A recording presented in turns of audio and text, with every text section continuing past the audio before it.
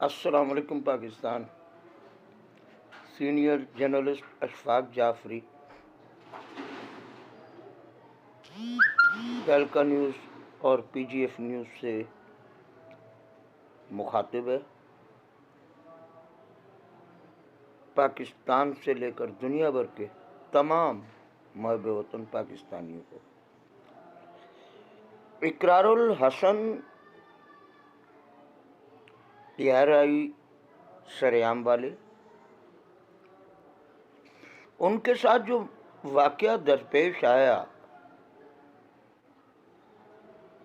मैं बरमला एक senior journalist की हैसियत से कहूँगा कि उसमें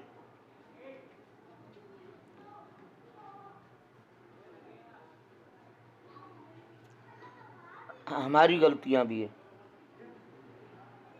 यानी कि media mains, anchor persons.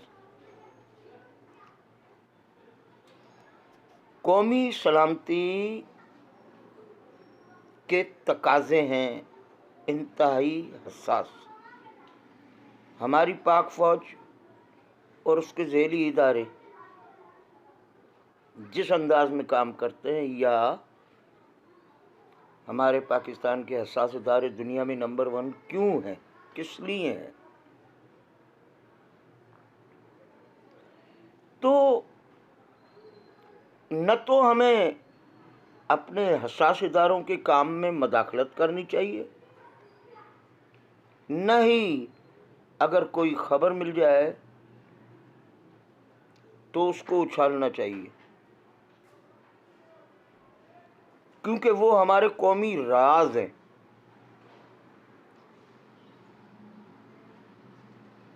Ikrarul Hasan के साथ जो हुआ है उसका दुख है, रंज है, उसको जो तकलीफ पहुंची है उस पर हम दुखी हैं। लेकिन इकरार मैं आपको सारी तफसीलात बाद में बताऊंगा, लेकिन हमारे रियासत पाकिस्तान कौमी सलामती के इदारे गलत नहीं हो सकते।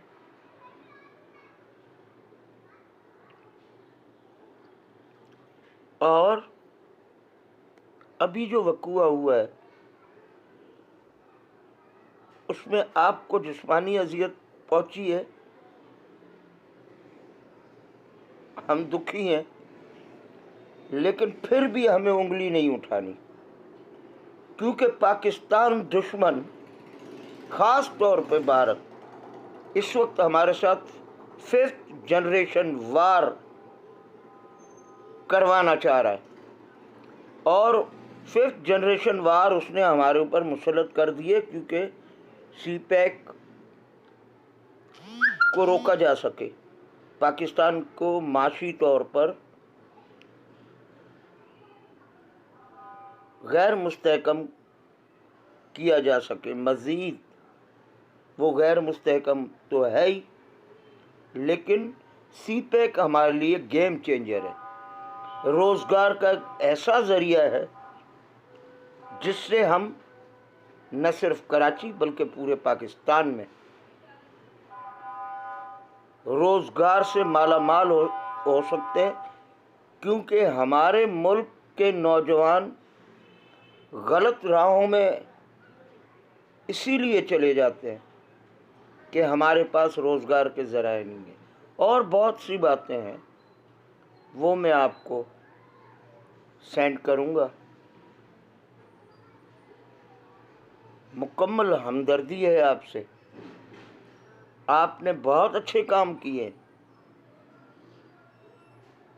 लेकिन कौमी सलामती के इदारों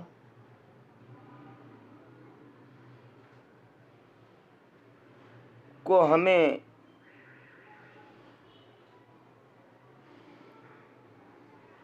राज रखना है। कुछ भी मालूम हो वो हमें दिल में दफन करना है और उसी के साथ पाक सरजमीन की मिट्टी में चले जाना है।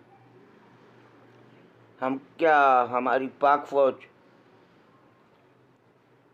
ख़ास तौर पर हमारे हसास इदारों के जवान पाकिस्तान के लिए कुर्बानियाँ नहीं देते? और उनकी कुर्बानियाँ तो नाकाबिले फरामोश हैं। वो जब मिशन पर होते हैं, उनकी जान चली जाती है तो भी जिक्र नहीं करते, उनके घरों तक लाशें नहीं पहुंचती। कौमी सलामती के इदारों का एहतराम हमारी सहाफ़ती जिम्मेदारी भी है, हमारा फ़र्ज़ भी है।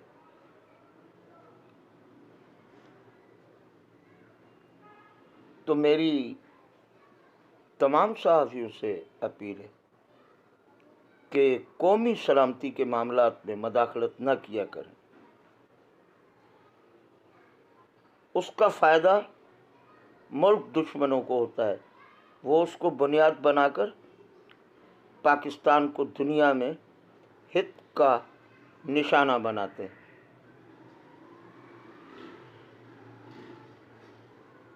मैं इस पर तफसीली गुफ्तगू करूँगा,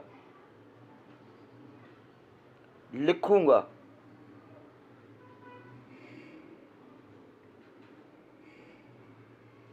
कि हमारी पाक फ़ौज ने सिर्फ पाकिस्तान में नहीं, दुनिया भर में कैसे कारनामे अंजाम दिए कि सबसे बड़ी दहशतगर्दी, जिसके लिए सुपर पावर्स कह रही थी, खुदकश रोके नहीं जा सकते, हमारी पाक फ़ौज ने न सिर्फ दहशतगर्दों को शिकस्त दी, पाकिस्तान की सरहदों से धकेला, बल्कि पूरी दुनिया को, इन सुपर पावर्स तक को अमन कायम करके दिया।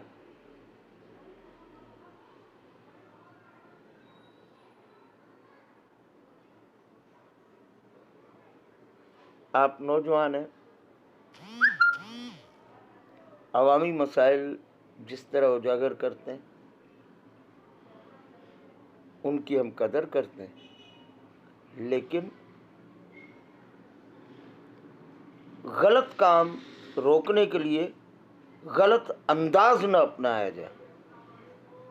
जब आप गलत को गलत कहते हो तो फिर खुद गलती क्यों करते हो?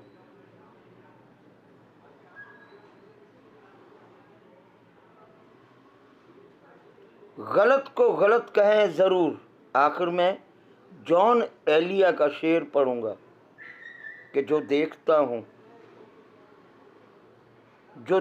हूँ वही कहने का आदी हूँ, मैं इस शहर का सबसे बड़ा फसादी हूँ। मुस्तकिल अमन के लिए रोज़गार चाहिए हमें। सीपैक के खिलाफ साजिश हो रही है। मैं आपको एक स्टोरी ताजरों, हुंडी, हवाला, मनी लॉन्ड्रिंग के हवाले से दूंगा कि हर तरफ से सियासी, सरकारी तरीके से जब ये नाकामी देख रहे हैं, इनकी नाजायज़ आमदनी, काला धन बंद हो रहा है, तो इन्होंने एक और साजिश रचानी शुरू कर दी है। सीपैक को मार्च 2020 में शुरू हो जाना था, तो मजहबी फसादात करवाए कि दुनिया में पाकिस्तान की शनाख्त मुतासर हो। अब इस वक्त मार्च आ रहा है,